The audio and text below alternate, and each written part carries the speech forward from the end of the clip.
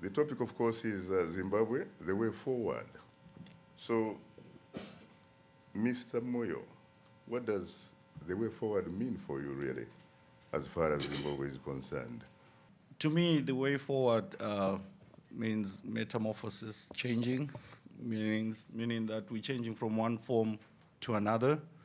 And for us to be able to achieve that, we first have to address where we came from, what led us to where we are today, and then find a way to correct those mistakes. Without acknowledging what got us there in the first place, there is no way we'll be able to solve and chart a way forward for Zimbabwe. We cannot claim victory that, yes, President Mugabe is gone simply because we did it as young people.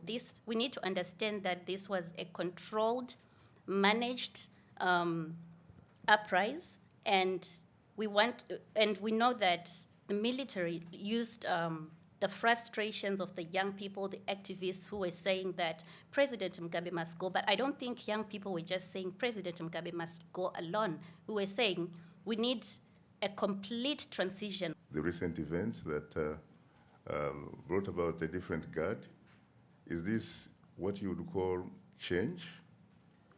Absolutely, it's change. And you can see the change happening as we speak right now. But to address the primary question here, what is the way forward for Zimbabwe?